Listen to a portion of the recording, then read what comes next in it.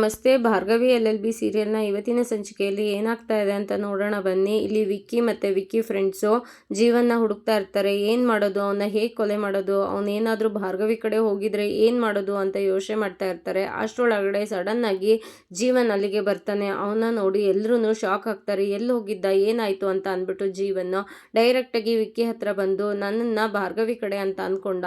ಇಲ್ಲ ಕಣೋ ವಿಕ್ಕಿ, ಯಾವಾಗ್ಲೂ ನಾನು ನಿನ್ನ ಪರನೇ, ನಿನ್ಗೇನೆ ನಾನು ಸಾಕ್ಷಿ ಹೇಳೋದು ಅಂತ ಹೇಳಿದಕ್ಕೆ ಹಿಂದಿಂದ ಎಲ್ಲಿಗೆ ಹೋಗಿದ್ದೆ, ಕೋರ್ಟ್ಗೆ ಬರ್ಬೋದಿತ್ತಲ್ಲ, ಕೋರ್ಟ್ಗೆ ಯಾಕೆ ಬರಲಿಲ್ಲ ಅಂತ ವಿಕ್ಕಿ ಕೇಳ್ತಾನೆ. ಅದಕ್ಕೆ ಅದು ಅದು ಮೆಡಿಕಲ್ ಎಮರ್ಜೆನ್ಸಿ ಮಗ, ಅದು ಅಪ್ಪನಿಗೆ ಹುಷಾರಿರಲಿಲ್ಲ, ಸಡನ್ ಆಗಿ ಊರಿಗೆ ಹೊರಡಬೇಕಾಯ್ತು, ಅದಕ್ಕೆ ಊರಿಗೆ ಹೋಗ್ಬಿಟ್ಟೆ, ಹಾಗಾಗಿ ನಾನು ನಿಮಗೆ ಸಿಗೋಕ್ಕಾಗಲಿಲ್ಲ ಅಂತ ಹೇಳಿದ್ದಕ್ಕೆ ಹೌದಾ, ಹಾಗಾದರೆ ನಿನ್ನ ಫೋನ್ ಯಾಕೆ ಸ್ವಿಚ್ ಆಫ್ ಅಂತ ಬರ್ತಾ ಇತ್ತು ಅಂತ ಕೇಳ್ತಾರೆ. ಅದಕ್ಕೆ ಅದು ಮಗ, ಫೋನ್ ಸ್ವಿಚ್ ಆಫ್ ಆಗೋದಕ್ಕೆ ಕಾರಣ ನನ್ನ ಫೋನು ಅರ್ಜೆಂಟಲ್ಲಿ ಕಳೆದೋಗ್ಬಿಡ್ತು ಮಗ, ಅದನ್ನು ನಾನು ನಿಮಗೆ ಹೇಳೋಕ್ಕಾಗಲಿಲ್ಲ, ಹಾಗಾಗಿ ನಾನು ನಿಮಗೆ ಕಾಲ್ ಮಾಡೋಕ್ಕಾಗಲಿಲ್ಲ ಅಂತ ಹೇಳೋವಷ್ಟರೊಳಗಡೆ ಹಿಂದೆಯಿಂದ ವಿಕ್ಕಿ ವಯರ್ನ ತೊಗೊಂಡು ವಯರ್ನ ರೆಡಿ ಮಾಡ್ಕೊತಾ ಇರ್ತಾನೆ, ಜೀವನ್ನ ಕೊಲೆ ಮಾಡೋಣ ಅಂತ ಅಂದ್ಬಿಟ್ಟು. ಜೀವನ್ ಮಾತ್ರ ಹೆದರ್ಕೊಂಡು ಇರೋ ಸತ್ಯ ಎಲ್ಲನೂ ಹೇಳ್ತಾ ಇರ್ತಾನೆ. ನಾನು ಅಪ್ಪನ್ನ ಎಮರ್ಜೆನ್ಸಿ ಅಂತ ಹೋಗಿದ್ದೆ, ಮೆಡಿಕಲ್ ಎಮರ್ಜೆನ್ಸಿ ಇತ್ತು, ಅದಕ್ಕೋಸ್ಕರ ಹೋಗಿದ್ದೆ, ನನ್ನ ಫೋನ್ ಕಳೆದೋಯ್ತು, ಹಾಗೆ ಅಂತ ಹೇಳ್ತಾ ಇರ್ತಾನೆ.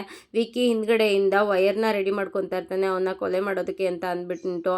ಇಲ್ಲಿದ್ದು ಸತ್ಯನ ಇಲ್ವಾ ಅಂತ ತಿಳ್ಕೊಳ್ಳೋದಕ್ಕೋಸ್ಕರ ಅವನ ತಂಗಿಗೆ ಫೋನ್ ಮಾಡೋದಕ್ಕೆ ವಿಕ್ಕಿ ಸನ್ನೆ ಮಾಡಿ ಅವನ ಫ್ರೆಂಡ್ಗೆ ಹೇಳ್ತಾನೆ. ಆವಾಗ ಅವನ ಫ್ರೆಂಡು ಫೋನ್ನ ತೆಗೆದು ಅವನ ತಂಗಿಗೆ, ಅಂದರೆ ಜೀವನ್ ತಂಗಿಗೆ ಫೋನ್ನ ಮಾಡ್ತಾನೆ. ಅಮ್ಮ, ಅಪ್ಪ ಹೇಗಿದ್ದಾರೆ ಇವಾಗ ಅಂತ ಕೇಳಿದ್ದಕ್ಕೆ, ಅಣ್ಣ ಇವಾಗ ಸ್ವಲ್ಪ ಅಪ್ಪ ಹುಷಾರಾಗ್ತಾ ಇದ್ದಾರೆ ಅಂತ ಅವನ ತಂಗಿ ಹೇಳ್ತಾಳೆ. ಅದಕ್ಕೆ ಸರಿ, ಹಾಗಾದರೆ ಜೀವನ್ ಎಲ್ಲಿಗೆ ಹೋದ, ಜೀವನ್ ಫೋನ್ಗೆ ಟ್ರೈ ಮಾಡ್ತಾನೆ ಇದ್ದೀವಿ, ಜೀವನ್ಗೆ ಕಾಲ್ ಕನೆಕ್ಟೇ ಆಗ್ತಾ ಇಲ್ವಲ್ಲ, ಸ್ವಿಚ್ ಆಫ್ ಅಂತ ಬರ್ತಾ ಇದೆಯಲ್ಲ ಅಂತ ಕೇಳಿದ್ದಕ್ಕೆ ಅವಳು, ಅದು ಅಣ್ಣ ಫೋನ್ ಕಳೆದೋಯ್ತು ಎಮರ್ಜೆನ್ಸಿನಲ್ಲಿ ಅಂತ ಹೇಳ್ತಾ ಇದ್ದ, ಇವಾಗ ವಿಕ್ಕಿ ಅಣ್ಣ ಮನೆ ಕಡೆನೇ ಹೊರಟಿರಬೇಕು, ನೋಡಿ ಅಣ್ಣ ಅಲ್ಲೇ ಇರಬೇಕು ಅಂತ ಅವಳು ಹೇಳ್ತಾಳೆ. ಆವಾಗ ಅವ್ರಿಗೆ ಸ್ವಲ್ಪ ಭರವಸೆ ಬರುತ್ತೆ.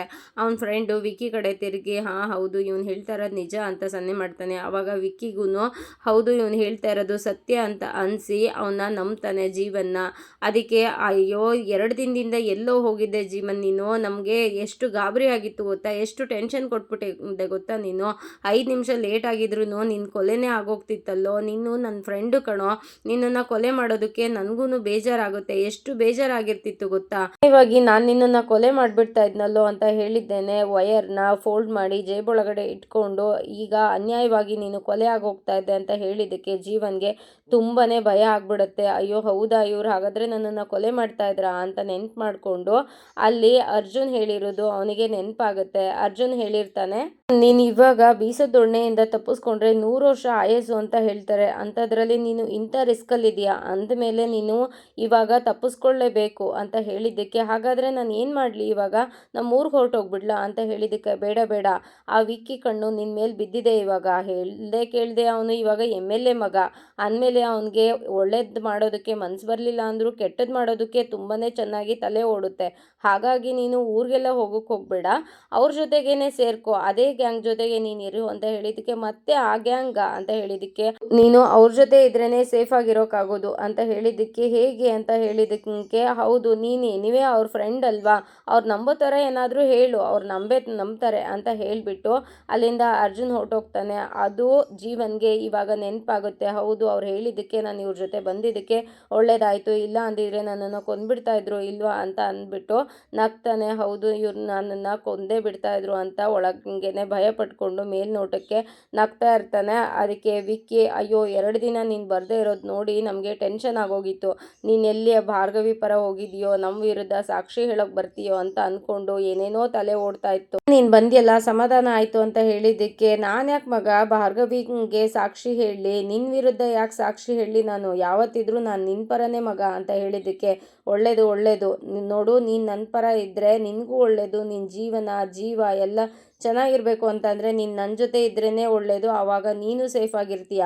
ಸರಿ, ಈ ವಿಷಯನ ನಾನು JP ಅಂಕಲ್ಗೆ ಹೇಳಬೇಕು ಬೇಗ, ಯಾಕೆ ಅಂತಂದರೆ ಅವರಷ್ಟೇ ನನ್ನನ್ನು ಸೇವ್ ಮಾಡೋಕ್ಕಾಗೋದು ಅಂತ ಅಂದ್ಬಿಟ್ಟು ಫೋನ್ನ ಹಿಡ್ಕೊಂಡು JP ಅವ್ರಿಗೆ ಫೋನ್ ಮಾಡೋದಕ್ಕೆ ಅಂತ ವಿಕ್ಕಿ ಅಲ್ಲಿಂದ ಹೋಗ್ತಾನೆ. ಆ ಬ್ರೋಕರ್ಗೆ ಚೆನ್ನಾಗಿ ಬೈತಾ ಇರ್ತಾಳೆ, ಏಯ್ ನೀನು ಯಾವ ಸೀಮೆ ಬ್ರೋಕರ್ ಅಯ್ಯ, ಹೇಳಿದ್ದು ಒಂದು ಕೆಲಸನೂ ಸರಿಯಾಗಿ ಮಾಡಿಲ್ವಲ್ಲ, ಅವ್ರನ್ನ ಒಪ್ಸೋಕ್ಕಾಗಿಲ್ಲ ಅಂದರೆ ಏನು ಅರ್ಥ ಅಂತ ಹೇಳಿದ್ದಕ್ಕೆ ಅವ್ರು ಒಪ್ಪಲಿಲ್ಲ ಮೇಡಮ್, ನಾನೇನಂತ ಹೇಳಿ ಎಲ್ಲ ರೀತಿಯಲ್ಲೂ ಟ್ರೈ ಮಾಡಿದೆ, ಆದರೆ ಅವ್ರು ಒಪ್ಪಲಿಲ್ಲ, ಏನೇ ಏನೇ ಮಾಡಿದ್ರು ಮಗಳನ್ನ ಬಿಟ್ಕೊಡಲ್ಲ ಅಂತಾರೆ. ನಾವು ಮದುವೆ ಮಾಡುವಾಗ ನಿಮ್ಗೆ ಹೇಳಿ ಕಳಿಸ್ತೀವಿ, ಇವಾಗ ನಾವು ಸದ್ಯಕ್ಕೆ ನಮ್ಮ ಮಗಳಿಗೆ ಮದುವೆ ಮಾಡಲ್ಲ ಹೋಗ್ರಿ ಅಂತ ಹೇಳಿದ್ರು. ಅದಕ್ಕೆ ನಾನು ನಿಮ್ಮ ದೊಡ್ಡ ಮಗಳು ಥರ ಈ ಮಗಳೂ ಓಡೋಗ್ಬಿಡ್ತಾಳೆ, ದಯವಿಟ್ಟು ಅವಳಿಗೆ ಮದುವೆ ಮಾಡಿ ಅಂತ ಹೇಳಿದ್ದಕ್ಕೆ ಅವ್ರು ನನಗೇನೆ ಬೈದರು ಅಂತ ಹೇಳಿದ್ದಕ್ಕೆ ಏಯ್ ಅಂತ ಬೈತಾಳೆ. ಅದಕ್ಕೆ ಹಾಗಲ್ಲ ಮೇಡಮ್, ಹಾಗಾದರೂ ಅವ್ರು ಒಪ್ತಾರೇನೋ ಅಂತ ಹೇಳಿದೆ. ಆದರೆ ಅದಕ್ಕೂ ಒಪ್ಪಲಿಲ್ಲ. ಅದು ಅಲ್ಲದೆ ನನಗೇನೆ ಚೆನ್ನಾಗಿ ಬೈದು ಕಳಿಸ್ಬಿಟ್ರು. ಅವ್ರ ಹಾವಭಾವ ನೋಡಿದ್ರೆ ಆ ಹುಡುಗಿ ಮನಸ್ಸಲ್ಲಿ ಆಲ್ರೆಡಿ ಯಾರೋ ಇದ್ದಾರೆ ಅಂತ ಅನಿಸುತ್ತೆ ಅಂತ ಹೇಳಿದ್ದಕ್ಕೆ ಬೃಂದಾಗೆ ತುಂಬಾ ಕೋಪ ಬಂದು ಫೋನ್ನ ಕಟ್ ಮಾಡ್ತಾಳೆ. ಆಯಪ್ಪನು ಏನಿದು ಹಿಂಗೆ ಫೋನ್ ಕಟ್ ಮಾಡಿಬಿಟ್ಲಲ್ಲ ಅಂತ ಅವನು ಬೈಕೊಂಡು ಸುಮ್ಮನೆ ಆಗ್ತಾನೆ. ಕಟ್ ಆದಮೇಲೆ ಬೃಂದಾ ಅಪ್ಪನಿಗೆ ಇಷ್ಟೆಲ್ಲ ಆದ್ರೂ ಅವಳ ಮೇಲೆ ಇಷ್ಟೊಂದು ನಂಬಿಕೆನ ಎಷ್ಟಿರಬೇಡ ಅವ್ರಿಗೆ ಅಂತ ಬೈಕೊಂಡು, ಆದರೂ ಇಷ್ಟೊಂದೆಲ್ಲ ಯಾಕೆ ಯೋಚನೆ ಮಾಡಬೇಕು, ನಾನು ಡೈರೆಕ್ಟಾಗಿ ಅವನಿಂದನೇ ತಿಳ್ಕೊಬೋದಲ್ಲ ಅಂತ ಯೋಚನೆ ಮಾಡಿಕೊಂಡು ಅಷ್ಟರೊಳಗಡೆ ಅರ್ಜುನಲ್ಲಿ ಪಾಸ್ ಆಗ್ತಾ ಇರ್ತಾನೆ. ಅರ್ಜುನ್ ಅಂತ ಕರೀತಾಳೆ. ಅದಕ್ಕೆ ಅತ್ಗೆ ಅಂತ ಅಂದ್ಬಿಟ್ಟು ಅರ್ಜುನ್ ಅಲ್ಲಿಗೆ ಬರ್ತಾನೆ. ಇದು ನಮ್ಮ ಸಾಹೇಬ್ರು ಸವಾರಿ ಎಲ್ಲಿ ಹೋಗಿತ್ತು, ಎಲ್ಲೋ ಹೊರಗಡೆ ಗರ್ಲ್ ಫ್ರೆಂಡ್ನ ಮೀಟ್ ಮಾಡಕ್ ಹೋಗಿತ್ತು ಅನ್ನೋ ಥರ ಇದೆ ಅಂತ ಹೇಳಿದ್ದಕ್ಕೆ, ಇಲ್ಲ ಅದಕ್ಕೆ ಹೀಗೆ ಹೊರಗಡೆ ಹೋಗಿದ್ದೆ, ಸ್ವಲ್ಪ ಕೆಲಸ ಇತ್ತು ಅಂತ ಹೇಳ್ತಾನೆ. ಅದಕ್ಕೆ ಆದ್ರೂ Arjun I am so sorry, ಅವತ್ತು ಮಾವನ್ನ ಸಪೋರ್ಟ್ ಮಾಡೋ ಬರದಲ್ಲಿ ನಿನ್ನ ಲವ್ ಸ್ಟೋರಿಗೆ ನಾನು ಏನೇನೋ ಹೇಳಿಬಿಟ್ಟೆ, ಅದು ನನ್ನ ಮದುವೆ ಆಗೋ ಅಂತ ಎಲ್ಲ ಹೇಳಿದೆ, ಐ ಆಮ್ ಸೋ ಸಾರಿ ಅಂತ ಹೇಳಿದ್ಕೆ ಇಟ್ಸ್ ಓಕೆ ಅದಕ್ಕೆ, ಅಪ್ಪನ ಮಾತು ಅಂತ ಬಂದಾಗ ನನಗೂ ಹಾಗೆ ಅನಿಸುತ್ತೆ, ಏನು ತೊಂದರೆ ಇಲ್ಲ, ನೀವ್ಯಾಕೆ ನನ್ನ ಹತ್ರ ಸಾರಿ ಕೇಳ್ತೀರಾ ಅಂತ ಹೇಳ್ತಾನೆ. ಅದಕ್ಕೆ ಬೃಂದಾ, ಆದರೂ ನಿಮ್ಮ ಲವ್ ಸ್ಟೋರಿ ಎಲ್ಲಿಗೆ ಬಂತು, ನನ್ನ ಹತ್ರ ಏನು ಹೇಳೋದೇ ಮರ್ತ್ಬಿಟ್ಟಿಯಲ್ಲ ನೀನು, ಆದ್ರೂ ನನ್ನ ಮೇಲೆ ನಂಬಿಕೆ ಕಮ್ಮಿ ಆಗಿದೆ ಅಂತ ಅನಿಸುತ್ತೆ ಅಂತ ಹೇಳಿದ್ದಕ್ಕೆ, ಇಲ್ಲ ಅದಕ್ಕೆ ನಿಮ್ಮ ಹತ್ರ ಹೇಳ್ಕೊಳ್ತಾನೆ, ಇನ್ನು ಯಾರ ಹತ್ರ ಹೇಳ್ಕೊಳ್ಳಿ, ನಿಮ್ಮ ಹತ್ರನೇ ನಾನು ಎಲ್ಲದನ್ನು ಶೇರ್ ಮಾಡ್ಕೊಳ್ಳೋದು, ನಿಮ್ಮ ಮೇಲೆ ನನಗೆ ಸಂಪೂರ್ಣವಾಗಿ ನಂಬಿಕೆ ಇದೆ ಅಂತ ಹೇಳಿದ್ದಕ್ಕೆ, ಹಾಗಾದರೆ ಮತ್ತೆ ಹೇಳು, ಯಾವಾಗಲೂ ಮುದ್ದಾಗಿ ಅದಕ್ಕೆ ಅದಕ್ಕೆ ಅಂತ ನಾನು ಹಿಂದೆನೇ ಓಡಾಡ್ತಾ ಇದ್ದೆ, ಆದರೆ ಇತ್ತೀಚೆಗೆ ಲವ್ ಸ್ಟೋರಿನೇ ಹೇಳಲ್ಲ ನನ್ನ ಹತ್ರ ಅಂತ ಹೇಳಿದ್ದಕ್ಕೆ, ಅಂಥದ್ದೇನಾದ್ರು ಇತ್ತು ಅಂದರೆ ನಾನು ನಿಮ್ಮ ಹತ್ರನೇ ಫಸ್ಟ್ ಹೇಳ್ತೀನಿ ಅದಕ್ಕೆ ಅಂತ ಹೇಳ್ತಾನೆ. ಅದಕ್ಕೆ ಮತ್ತೆ ಹೇಳು ಎಲ್ಲಿಗೆ ಬಂತು ನಿಮ್ಮ ಲವ್ ಸ್ಟೋರಿ ಅಂತ ಕೇಳ್ತಾಳೆ ಬೃಂದಾ. ಅದಕ್ಕೆ ಅರ್ಜುನ್ ಅದು ಅದಕ್ಕೆ ಅಂತ ನುಲಿತಾ ಇರ್ತಾನೆ. ಅದಕ್ಕೆ ಏನು ಅರ್ಜುನ್ ಈ ಥರ ನುಲಿತಾ ಇದೆಯಾ, ಏನಾಯ್ತು ಅಂತ ಹೇಳು ಅಂತ ಹೇಳಿದ್ದಕ್ಕೆ, ಅದು ಅದಕ್ಕೆ ಅಂತಾನೆ, ಅದು ಏನಾಯ್ತು ಅಂತ ಹೇಳು, ಮತ್ತೇನಾದರೂ ಹೋಗಿ ಪ್ರಪೋಸ್ ಏನಾದರೂ ಮಾಡಿಬಿಟ್ಯಾ ಅಂತ ಕೇಳ್ತಾಳೆ. ಅದಕ್ಕೆ ಇಲ್ಲ ಅದಕ್ಕೆ ಈ ಸಲ ಅಂತ ಹೇಳಿದ್ದಕ್ಕೆ, ಈ ಸಲ ಏನಾಯಿತು ಅಂತ ಕೇಳ್ತಾಳೆ. ಅದಕ್ಕೆ ಅದು ಅದಕ್ಕೆ ಈ ಸಲ ನಮ್ಮ ಟಗರು ಪುಟ್ಟಿನೇ ನನಗೆ ಪ್ರಪೋಸ್ ಮಾಡಿದ್ಲು ಅಂತ ಹೇಳ್ತಾನೆ. ಅದಕ್ಕೆ ಬೃಂದಾಗೆ ಫುಲ್ಲು ಶಾಕ್ ಆಗುತ್ತೆ, ಮೂಗು ಮುರಿತಾ ಇರ್ತಾಳೆ. ಮತ್ತೆ ಅನ್ನಪೂರ್ಣ ಅವರಿಬ್ರು ಸೊಪ್ಪು ಬಿಡಿಸ್ಕೊಂಡು ತರಕಾರಿ ಕಟ್ ಮಾಡ್ತಾ ಇರ್ತಾರೆ. ಅನ್ನಪೂರ್ಣ ಅವರು, ಸಂಧ್ಯಾ ಹುಷಾರ್ ಕಣೆ, ಕೈಯೇನಾದ್ರು ಕಟ್ ಮಾಡ್ಕೊಬಿಟ್ಟಿಯಾ ಅಂತ ಹೇಳಿದ್ದಕ್ಕೆ, ಇಲ್ಲ ಅಮ್ಮ ಹುಷಾರಾಗೇನೆ ಕಟ್ ಮಾಡ್ತೀನಿ ಅಂತ ಹೇಳ್ತಾಳೆ. ಭಾರ್ಗವಿ ಏನಾದರೂ ಫೋನಿಗೆ ಸಿಕ್ಕಿದ್ಲಾ ನಿಮ್ಮ ಅಕ್ಕ, ಬರೀ ಕಾಲಿಗೆ ಚಕ್ರ ಕಟ್ಕೊಂಡೇ ಓಡಾಡ್ತಾ ಇರ್ತಾಳೆ ಅಂತ ಹೇಳಿದ್ದಕ್ಕೆ, ಅಮ್ಮ ಅದು ಅಕ್ಕ ಸ್ವಲ್ಪ ಕೋರ್ಟಲ್ಲಿ ಕೆಲಸ ಇದೆ ಆಮೇಲೆ ಬರ್ತೀನಿ ಅಂತ ಹೇಳಿದ್ಲು ಅಂತ ಹೇಳಿದ್ದಕ್ಕೆ, ಇವಳು ಹಾಗೇನೆ ನೋಡು ಬರೀ ಕೆಲಸ ಅಂತ ಹೇಳ್ತಾ ಇರ್ತಾಳೆ ಅಂತ ಹೇಳಿದ್ದಕ್ಕೆ, ಅಪ್ಪ ಅಮ್ಮ ಅಕ್ಕನ ಬೈಬೇಡಿ, ಎಕ್ಸ್ಟ್ರಾ ಜವಾಬ್ದಾರಿಗಳ ಜೊತೆಗೆ ನಾನು ಬೇರೆ ಹೊರೆ ಆಗಿದ್ದೀನಿ, ಇಲ್ಲಿ ಎಲ್ಲದನ್ನು ನಿಭಾಯಿಸ್ತಾ ಇದ್ದಾರೆ, ಅದ್ರ ಜೊತೆಗೆ ನಂದು ಕೋರ್ಟ್ ಕೇಸ್ ಬೇರೆ, ಅಷ್ಟೂ ಎಲ್ಲದನ್ನು ನಿಭಾಯಿಸ್ತಾ ಇದ್ದಾರೆ, ಪಾಪ ಅವ್ರಿಗೆ ಬೈಬೇಡಿ ಅಂತ ಹೇಳಿದ್ದಕ್ಕೆ, ಅನ್ನೆ ಸಂಧ್ಯಾ ಯಾಕೆ ಹಾಗಂತೀಯ, ನೀನೇನು ಬೇರೆಯವಳು ಅನ್ನೋ ಥರ, ನೀನು ನಮ್ಮನೆಗೆ ಒಂಥರ ದತ್ತು ಪುತ್ರಿ ಇದ್ದಂಗೆ, ನೀನೇನು ನಮಗೇನು ಹೊರೆ ಇಲ್ಲ, ನೀನು ಬೇಜಾರು ಮಾಡ್ಕೋಬೇಡ ಅಂತ ಪೂರ್ಣಿ ಹೇಳ್ತಾರೆ. ಅದಕ್ಕೆ ಅಯ್ಯೋ ಅಪ್ಪನಿಗೆ ಮಾತ್ರೆ ಕೊಡಬೇಕಿತ್ತು, ಊಟಕ್ಕಿಂತ ಮುಂಚೆ ಮಾತ್ರೆ ಕೊಡು ಅಂತ ಅಕ್ಕ ಹೇಳೋಗಿದ್ರು, ನಾನು ಮರ್ತೇ ಬಿಟ್ಟೆ, ಅಯ್ಯೋ ಕೊಟ್ಬಿಟ್ಟು ಬರ್ತೀನಿ ಅಂತ ಎದ್ದೇಳ್ತಾ ಇರ್ತಾಳೆ. ಅದಕ್ಕೆ ಇಲ್ಲ ಆಲ್ರೆಡಿ ನಾನು ಕೊಟ್ಟಾಯ್ತು, ನೀನು ಕೂತ್ಕೋ ಸೊಪ್ಪು ಬಿಡಿಸು ಅಂತ ಹೇಳ್ತಾಳೆ. ಹೀಗೆ ಅವ್ರಿಗೆ ಮಾತ್ರೆ ಎಲ್ಲ ಮುಗಿಯುತ್ತೆ ಕಣೆ, ಅದಾದಮೇಲೆ ಅವ್ರನ್ನ ಹುಷಾರಾಗಿ ನಾವು ನೋಡ್ಕೋಬೇಕು ಅಂತ ಹೇಳಿದ್ದಕ್ಕೆ, ಆದರೂ ಅಮ್ಮ ನಾನು ಇಲ್ಲದೆ ಇದ್ದಾಗ ಎಷ್ಟೆಲ್ಲ ಆಗೋಯ್ತಲ್ವಾ, ಮಾತ್ರೆ, ಆಪ್ರೇಷನ್ನು, ಹಾಸ್ಪಿಟಲ್ಲು ಅಂತ, ಅಕ್ಕ ಇದಕ್ಕೆಲ್ಲ ದುಡ್ಡು ಹೇಗೆ ಹೊಂದಿಸಿದ್ರು ಅಮ್ಮ ಅಂತ ಕೇಳಿದ್ದಕ್ಕೆ, ಅಯ್ಯೋ ನಮ್ಮ ಭಾರ್ಗವಿ ಅಂತೂ ತುಂಬಾ ಕಷ್ಟಪಟ್ಬಿಟ್ಲು ಕಣೆ, ತುಂಬಾ ಕಷ್ಟಪಟ್ಲು, ನನಗಂತೂ 5 ಲಕ್ಷ 10,000ನ 20,000ನ 5 ಲಕ್ಷ ಅಂತ ಹೇಳಿದ ತಕ್ಷಣ ತಲೆ ಮೇಲೆ ಬೆಟ್ಟನೇ ಬಿದ್ದಂಗೆ ಆಗೋಯ್ತು, ಏನು ಮಾಡೋದು ಅಂತ ತುಂಬಾ ಯೋಚನೆ ಮಾಡ್ತಾ ಇದ್ದೆ. ಆದರೆ ಭಾರ್ಗವಿ ಏನೋ ಒಂದು ದಾರಿ ತೋರಿಸುತ್ತೆ ದೇವರು ಅಂತ ಹೇಳ್ತಾ ಇದ್ರು. ಅಷ್ಟರೊಳಗಡೆ ಆ ಹುಡುಗ ಫ್ರೆಂಡ್ ಇದ್ದಾನಲ್ಲ ಭಾರ್ಗವಿ ಫ್ರೆಂಡು ಅರ್ಜುನ್, ಅವನೇ ಬಂದು ಬಿಲ್ಲೆಲ್ಲ ಕಟ್ಟಿ ಎಲ್ಲ ಕ್ಲಿಯರ್ ಮಾಡ್ದ ಕಣೆ, ತುಂಬಾ ಹೆಲ್ಪ್ ಮಾಡ್ದ ಅಂತ ಹೇಳ್ತಾಳೆ. ಅದಕ್ಕೆ ಹೌದು ಅರ್ಜುನ್ ಅಣ್ಣನ ಬಗ್ಗೆ ನಿಮಗೆ ಮನಸ್ಸಲ್ಲಿ ಏನು ಅನಿಸುತ್ತೆ ಅಂದಿದ್ದಕ್ಕೆ, ತುಂಬ ಒಳ್ಳೆ ಹುಡುಗ, ಸ್ಟ್ರೇಟ್ ಫಾರ್ವರ್ಡು, ಮೊತ್ತಿನಂಥ ಮನಸ್ಸು, ಒಳ್ಳೆ ಹುಡುಗ, ಅಂಥ ಹುಡುಗನೇ ನಮ್ಮ ಭಾರ್ಗವಿಗೆ ಗಂಡನಾಗಿ ಬರಬೇಕು ಅಂತ ಆಸೆ ಆಗುತ್ತೆ ಕಡೆ ಅಂತ ಹೇಳ್ತಾಳೆ. ಅರ್ಜುನು ಈ ಸಲ ಇಲ್ಲ ಅದಕ್ಕೆ ನಾನು ಪ್ರಪೋಸ್ ಮಾಡಲಿಲ್ಲ, ಅವಳೇನೆ ನನಗೆ ಪ್ರಪೋಸ್ ಮಾಡಿದ್ಲು ಅಂತ ಹೇಳಿದ್ದಕ್ಕೆ ಬೃಂದಾಗೆ ತುಂಬಾ ಶಾಕ್ ಆಗುತ್ತಂತೆ. ಏನು ನೀನೇನಂದೆ ಅದಕ್ಕೆ ಅಂತ ಕೇಳಿದ್ದಕ್ಕೆ, ಇಲ್ಲ ಅದಕ್ಕೆ ನಾನು 2 ದಿನ ಟೈಮ್ ಕೇಳಿದ್ದೀನಿ, 2 ದಿನ ಆದಮೇಲೆ ನೋಡ್ತೀನಿ ಅಂತ ಹೇಳಿದ್ದಕ್ಕೆ, ಆದರೂ ಅರ್ಜುನ್ ನನಗೆ ಯಾಕೋ ಹುಡುಗಿ ಬೇಡ ಅಂತ ಅನ್ನಿಸ್ತಾ ಇದ್ದಾಳೆ ಅಂತ ಹೇಳಿದ್ದಕ್ಕೆ, ಯಾಕದಕ್ಕೆ ಅಂತ ಕೇಳ್ತಾರೆ. ಅದಕ್ಕೆ ಅಲ್ಲ, ಅವಳು ಒಂದ್ಸಲ ಬೇಕು ಅಂತಾಳೆ, ಒಂದ್ಸಲ ಬೇಡ ಅಂತಾಳೆ, ಅದು ಇಂಥ ಹುಡುಗಿ ಬೇಕಾ ಅಂತ, ಸುಮ್ಮನೆ ನಿನ್ನ ಜೀವನನ ನೀನು ಹಾಳು ಮಾಡ್ಕೋತೀಯೇನೋ ಅಂತ ಹೇಳಿದ್ದಕ್ಕೆ ಅರ್ಜುನ್ಗೆ ತುಂಬಾ ಕೋಪ ಬರುತ್ತೆ. ಅದಕ್ಕೆ ಅದ್ಗೆ ಅಂತ ಕಿರ್ಚ್ಬಿಟ್ಟು, ಅದಕ್ಕೆ ನನ್ನ ಹುಡುಗಿ ಬಗ್ಗೆ ಆ ಥರ ಎಲ್ಲ ಮಾತಾಡಬೇಡಿ ನೀವು, ಅವಳು ತುಂಬಾ ಒಳ್ಳೆಯವಳು, ನೀವು ಒಂದ್ಸಲ ಅವಳನ್ನ ಮೀಟ್ ಮಾಡಿ ನೋಡಿ, ನೀವು ಇನ್ನೂ ಮೀಟ್ ಮಾಡಿಲ್ಲ ಅಲ್ಲ, ಅದಕ್ಕೆ ಈ ಥರ ಹೇಳ್ತಾ ಇದ್ದೀರಾ, ಅವಳನ್ನ ಮೀಟ್ ಮಾಡಿದ್ರೆ ಖಂಡಿತ ನಿಮಗೂ ಅವಳು ಇಷ್ಟ ಆಗ್ತಾಳೆ ಅಂತ ಹೇಳಿದ್ದಕ್ಕೆ, ಹಾಂ ಸರಿ ಅಂತ ಹೇಳಿಬಿಟ್ಟು ಅರ್ಜುನ್ ಅಲ್ಲಿಂದ ಬಂದ್ಬಿಡ್ತಾನೆ. ಅರ್ಜುನ್ ಅಲ್ಲಿಂದ ಬಂದಮೇಲೆ, ವಿಷಯ ಇಷ್ಟೊಂದು ಮುಂದುವರೆದಿದೆಯಾ, ನಿಮ್ಮಿಬ್ರೂ ಹೀಗೆ ಬಿಟ್ಟರೆ ಇವತ್ತು ಬೈಕಲ್ಲಿ ಓಡಾಡ್ತಾ ಇದ್ದೀರಾ, ನಾಳೆ ನನ್ನ ಕಣ್ಣು ಮುಂದೆ ಮನೆ ಒಳಗೇ ಓಡಾಡ್ತಾ ಇದ್ದೀರಾ, ಅದಕ್ಕೆ ಮೇಡಮ್ ಅವರು ಅರ್ಜುನ್ನ ಆ ಥರ ಕೂರಿಸ್ಕೊಂಡು ಓಡಾಡ್ತಾ ಇದ್ದಿದ್ದು. ನೀನು ಅವಳ ಹತ್ರ ಟೈಮ್ ಕೇಳಿದ್ದು ನೀನು ಅವಳ ಪ್ರೀತಿನ ಒಪ್ಕೊಳ್ಳೋದಕ್ಕಲ್ಲ, ಶಾಶ್ವತವಾಗಿ ನೀವಿಬ್ರು ದೂರ ಆಗೋದಕ್ಕೆ. ನಿನಗೆ ಗೊತ್ತಿಲ್ಲದೇ ನೀನು ನನಗೆ ತುಂಬಾ ಒಳ್ಳೆ ಹೆಲ್ಪ್ ಮಾಡಿದ್ಯಾ, ಆದಷ್ಟು ಬೇಗ ನಿಮ್ಮಿಬ್ರು ದೂರ ಮಾಡ್ತೀನಿ, ಇನ್ಯಾವತ್ತೂ ನೀವು ಒಂದಾಗಬಾರ್ದು, ಆ ಥರ ನಾನು ನಿಮ್ಮನ್ನು ಮಾಡ್ತೀನಿ ಅಂತ ಒಂದು ಮಾಸ್ಟರ್ ಪ್ಲ್ಯಾನ್ನ ಮಾಡ್ತಾಳೆ. ಹತ್ರ ಪೂರ್ಣಿ, ಸಂಧ್ಯಾ ನಿನಗೆ ಅರ್ಜುನ್ ಬಗ್ಗೆ ಏನನ್ಸುತ್ತೆ ಅಂತ ಹೇಳಿದ್ದಕ್ಕೆ, ಬೆಣ್ಣೆ ಅಂತ ಮನಸ್ಸು ಅಮ್ಮ, ತೇಟ್ ಭಾರ್ಗವಿ ಅಕ್ಕನ್ನ ನೋಡ್ದಂಗೆ ಅನಿಸುತ್ತೆ, ಕಷ್ಟ ಕಾಲದಲ್ಲಿ ಆಗ್ತಾರೆ, ಮಾತು ಕೊಟ್ಟರೆ ಅದನ್ನು ಮುರಿಯೋದಿಲ್ಲ, ಅವ್ರ ಮಾತಿನಂತೆ ನಿಂತ್ಕೊತಾರೆ, ತುಂಬಾ ಒಳ್ಳೆ ವ್ಯಕ್ತಿ, ತುಂಬಾ ಒಳ್ಳೆ ಹುಡುಗ ಅಂತ ಹೇಳಿದ್ದಕ್ಕೆ, ಹೌದು ಕಣೆ ನನಗೂ ಹಾಗೆ ಅನಿಸುತ್ತೆ, ಆದರೂ ನಾನು ನಿನ್ನನ್ನು ಒಂದು ಮಾತು ಕೇಳಲಾ ಅಂತ ಕೇಳಿದ್ದಕ್ಕೆ, ಹೇಳಿ ಅಮ್ಮ ಅಂತ ಕೇಳ್ತಾಳೆ. ಅದಕ್ಕೆ, ಅದು ನಮ್ಮ ಭಾರ್ಗವಿ ಮನಸ್ಸಲ್ಲಿ ಆ ಅರ್ಜುನೇ ಇರೋದು ತಾನೇ ಅಂತ ಹೇಳಿದ್ದಕ್ಕೆ, ಅದೆಲ್ಲ ಗೊತ್ತಿಲ್ಲ ಅಮ್ಮ ನನಗೆ ಅಂತ ಹೇಳಿದ್ದಕ್ಕೆ, ನೋಡು ನೀನು ಅವಳು ಇಬ್ಬರು ಒಂದೇನೆ, ಗುಟ್ಬಿಟ್ಟು ಕೊಡಲ್ಲ ಅಂತೀರಾ ಹೇಳೆ ಅಂತ ಹೇಳಿದ್ದಕ್ಕೆ, ಇಲ್ಲ ಅಮ್ಮ,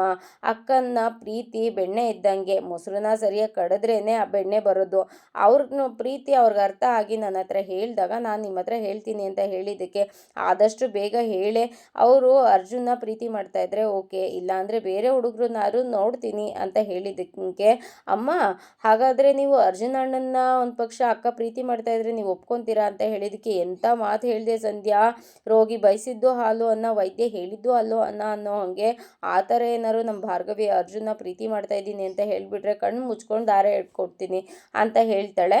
ಸಾಕ್ಷಿ ಮತ್ತು ನಿರ್ಮಲಾ ಇಬ್ಬರೂ ಸ್ಯಾರಿ ಶಾಪಿಂಗ್ ಮಾಡೋಣ ಅಂತ ಆನ್ಲೈನಲ್ಲಿ ಎಲ್ಲ ಚೆಕ್ ಮಾಡ್ತಾ ಇರ್ತಾರೆ. ಅಕ್ಕ ಈ ಸ್ಯಾರಿ ಹೇಗಿದೆ ನೋಡು, ಈ ಥರ ಸ್ಯಾರಿ ತೊಗೊಳ್ಳೋಣ ನಾವು ವಂದನಾ ಮತ್ತು ಅರ್ಜುನ್ ಮದುವೆಗೆ ಅಂತ ಹೇಳಿದ್ದಕ್ಕೆ, ಅಲ್ಲ ಸಾಕ್ಷಿ, ನಾವು ಇಷ್ಟೊಂದು ಕಾಸ್ಟ್ಲಿ ಸ್ಯಾರಿ ತೊಗೊತಾ ಇದ್ದೀವಿ ಅಂದಮೇಲೆ ಆನ್ಲೈನಲ್ಲಿ ಯಾಕೆ ತೊಗೋಬೇಕು, ಯಾವುದಾದ್ರು ಒಂದು ಒಳ್ಳೆ ಬೊಟಿಕ್ ಹೋಗಿ ನಮ್ಮದು ಅಳತೆ ಎಲ್ಲ ಕೊಟ್ಟು ಸ್ಯಾರಿ ಎಲ್ಲ ವೇರ್ ಮಾಡಿ ತೊಗೊಂಡ್ರೆ ಹೇಗಿರುತ್ತೆ ಅಂತ ಹೇಳಿದ್ದಕ್ಕೆ, ಸಾಕ್ಷಿ ಹೌದಕ್ಕ ಹಾಗೆ ಮಾಡೋಣ ಅಂತ ಇರ್ತಾಳೆ. ಅಷ್ಟರೊಳಗಡೆ ಈ ಕಡೆಯಿಂದ ಒಂದು ವಾಯ್ಸ್ ಬರುತ್ತೆ, ಮಾವ ಮಾವ ಅಂತ. ಅಲ್ಲಿಗೆ ಏನಾಯಿತು ಅಂತ ಅಂದ್ಬಿಟ್ಟು ಇಬ್ರು ಎದ್ದು ಬರ್ತಾರೆ. ಅಲ್ಲಿ ವಂದನ ಬಂದಿರ್ತಾಳೆ. ಮಾವ ಎಲ್ಲಿ ಅಂತ ಕೇಳಿದ್ದಕ್ಕೆ, ಏನಾಯ್ತಮ್ಮ, ಅವ್ರು ಆಫೀಸ್ ಹೋಗಿದ್ದಾರೆ, ಏನಾಯಿತು ಅದನ್ನು ಹೇಳು, ನನ್ನ ಹತ್ರನೇ ಹೇಳು, ಕೇಸ್ ವಿಷಯವಾಗಿ ಆಚೆ ಹೋಗಿದ್ದಾರೆ ಅಂತ ಹೇಳಿದ್ದಕ್ಕೆ, ಇಲ್ಲ ನಾನು ಮಾವನ ಹತ್ರನೇ ಮಾತಾಡಬೇಕು ಅಂತ ಹೇಳ್ತಾಳೆ. ಇಲ್ಲ ನಾನು ಈಗಲೇ ಮಾತಾಡಬೇಕು ಹೇಳಿ ಅಂತ ಅಂದಿದ್ದಕ್ಕೆ, ನಾನು ಈಗಲೇ ಅರ್ಜುನ್ನ ಮದುವೆ ಹೋಗಬೇಕು ಅಂತ ಹೇಳಿದ್ದಕ್ಕೆ, ಸಾಕ್ಷಿ ಅಕ್ಕ ನೋಡಕ್ಕ ವಂದನಾಗೆ ಎಷ್ಟು ಪ್ರೀತಿ ಇದೆ ನಮ್ಮ ಅರ್ಜುನ್ ಮೇಲೆ, ನಾವು ಅದಕ್ಕೋಸ್ಕರನೇ ಸ್ಯಾರಿ ಶಾಪಿಂಗ್ ಎಲ್ಲ ಮಾಡ್ತಾ ಇದ್ವಿ, ಇನ್ನೇನು ಮುಹೂರ್ತ ಡೇಟ್ ಫಿಕ್ಸ್ ಮಾಡೋದು ಆಮೇಲೆ ಮದುವೆ ಮಾಡೋದು ಅಂತ ಹೇಳಿದ್ದಕ್ಕೆ, ನಾನು ಹೇಳ್ತಾ ಇರೋದು ಆಮೇಲೆ ಅಲ್ಲ, ಈಗಲೇ ನಾಳೆನೋ ಇವತ್ತೋ ನಾಡಿದ್ದೋ ಮದುವೆ ಮಾಡಬೇಕು ಅಂತ ಹೇಳಿದ್ದಕ್ಕೆ, ಇಷ್ಟು ಬೇಗನಾ, ಅಂಥದ್ದು ಏನಾಗಿದೆ ಏನು ಅಂತ ಹೇಳಿದ್ದಕ್ಕೆ, ಇಲ್ಲ ನನಗೆ ನಿಮ್ಮ ಮಗನ ಮೇಲೆ ಪ್ರೀತಿ, ಆದರೆ ನಿಮ್ಮ ಮಗನಿಗೆ ಇನ್ಯಾವಳ ಮೇಲೋ ಪ್ರೀತಿ ಅಂತ ಹೇಳಿದ್ದಕ್ಕೆ ಅವ್ರಿಗೆ ಶಾಕ್ ಆಗುತ್ತೆ. ಹೇಳಿದ ಮಾತನ್ನ ಕೇಳಿ, ಅಮ್ಮ ನೀವು ಇದೇ ಮಾತಿನ ಮೇಲೆ ನಿಂತ್ಕೋಬೇಕು, ಅಕ್ಕ ಏನಾರು ಅರ್ಜುನ್ ಅಣ್ಣನ ಪ್ರೀತಿ ಮಾಡ್ತಾ ಇದ್ದೀನಿ ಅಂತ ಹೇಳಿದರೆ ಖಂಡಿತ ನೀವು ಮದುವೆ ಮಾಡಿಕೊಡ್ಬೇಕು ಅಂತ ಹೇಳಿದ್ದಕ್ಕೆ, ಹೌದು ಕಣೆ ಖಂಡಿತ ನಾನು ಮದುವೆ ಮಾಡಿಕೊಡ್ತೀನಿ, ನಮ್ಮ ಭಾರ್ಗವಿಗೆ ಅರ್ಜುನ್ ಒಳ್ಳೆ ಜೋಡಿ ಆಗ್ತಾನೆ, ಖಂಡಿತ ನಾನು ಮದುವೆ ಮಾಡಿಕೊಡ್ತೀನಿ ಅಂತ ಹೇಳಿದ್ದಕ್ಕೆ, ನಮ್ಮ ಮನಸ್ಸಲ್ಲೇನೆ ಅಯ್ಯೋ ಭಾರ್ಗವಿ ಅಕ್ಕ ನನಗೋಸ್ಕರ ಎಷ್ಟು ಕಷ್ಟಪಟ್ಟಿದ್ದಾರೆ, ಕೇಸ್ಗೋಸ್ಕರ ಅಂತ ನಾನು ಬಿಡ್ಗಾಸನ್ನು ಕೊಟ್ಟಿಲ್ಲ ಅವ್ರಿಗೆ, ಹಾಗೆ ಬಿಡ್ಗಾಸ್ ಕೊಡೋದಕ್ಕೂ ನನ್ನ ಹತ್ರ ಏನೂ ಇರಲಿಲ್ಲ. ಅಂಥದ್ರಲ್ಲಿ ನನಗೋಸ್ಕರ ಈ ಮನೆಯವರು, ಅಕ್ಕ ಎಲ್ಲರೂ ಎಷ್ಟು ಕಷ್ಟಪಟ್ಟಿದ್ದಾರೆ. ಈಗ ಅದನ್ನ ಋಣನ ತೀರಿಸ್ಕೊಳ್ಳೋದಕ್ಕೆ ನನಗೊಂದು ಅವಕಾಶ ಅಂತ ಸಿಕ್ಕಿದೆ.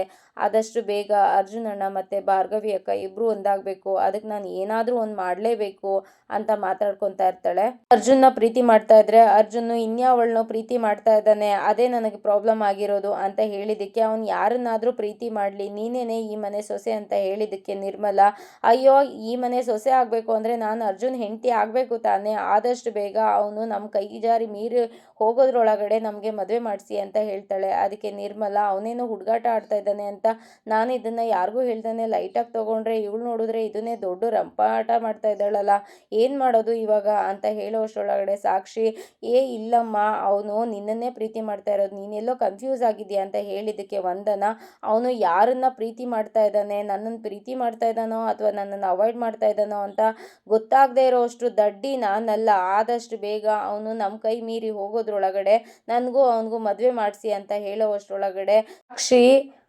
ಹಾಗಾದರೆ ನಿನಗೆ ಅರ್ಜುನ್ ಯಾರನ್ನ ಪ್ರೀತಿ ಮಾಡ್ತಾ ಇದ್ದಾನೆ ಅಂತ ಗೊತ್ತಾ ವಂದನ ಅಂತ ಕೇಳಿದ್ದಕ್ಕೆ ಅದು ಹುಡುಗಿ ಯಾರು ಅಂದರೆ ಅವಳೇ ಅಂತ ಹೇಳಕ್ಕೆ ಹೋಗ್ತಾಳೆ. ಅಷ್ಟರೊಳಗಡೆ ಬೃಂದ ಅಲ್ಲಿಗೆ ಬಂದು, ಯಾರಾದರೆ ಏನಂತೆ, ನಿನ್ನ ಈ ಮನೆ ಸೊಸೆ ಮಾಡ್ಕೊಳ್ಳೋ ಜವಾಬ್ದಾರಿ, ನಿನ್ನ ಅರ್ಜುನ್ ಮದುವೆ ಮಾಡಿಸೋ ಜವಾಬ್ದಾರಿ ನಂದು ವಂದನ, ನಾನು ಮಾಡಿಸ್ತೀನಿ ಅಂತ ಹೇಳ್ತಾಳೆ.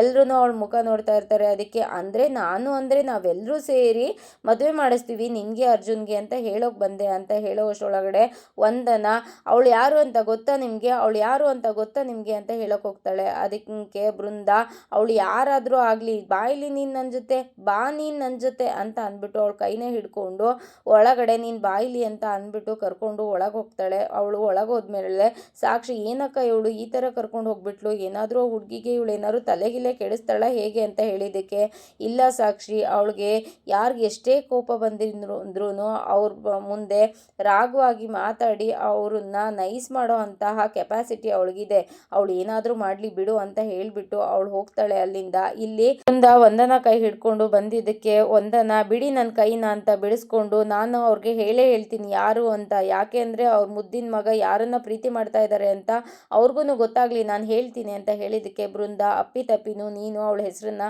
ಹೇಳಬಾರ್ದು ಅಂತ ಹೇಳ್ತಾಳೆ. ಅದಕ್ಕೆ ವಂದನ, ಯಾಕೆ ಹೇಳಬಾರ್ದು, ನಾನು ಅವಳು ನಿಮ್ಮ ತಂಗಿ ಅಂತನಾ ಅಂತ ಹೇಳಿದ ತಕ್ಷಣ ಬೃಂದಾಗೆ ಶಾಕ್ ಆಗುತ್ತೆ. ಇದಾಗಿತ್ತು ಇವತ್ತಿನ ಸಂಚಿಕೆ. ಈ ಸಂಚಿಕೆ ಇಷ್ಟ ಆಗಿದ್ರೆ ಒಂದು ಲೈಕ್ ಕೊಟ್ಟು ಶೇರ್ ಮಾಡಿ, ಕಮೆಂಟ್ ಬಾಕ್ಸಲ್ಲಿ ಕಮೆಂಟ್ ಮಾಡಿ ತಿಳಿಸಿ ಹೇಗಾಗಿತ್ತು ಇವತ್ತಿನ ಸಂಚಿಕೆ ಅಂತ. ಹಾಗೆ ಸಬ್ಸ್ಕ್ರೈಬ್ ಮಾಡಿಕೊಂಡು ಸಪೋರ್ಟ್ ಮಾಡಿ. ಮುಂದಿನ ಸಂಚಿಕೆಯಲ್ಲಿ ಸಿಗೋಣ. ಅಲ್ಲಿವರೆಗೂ take care, bye, thank you.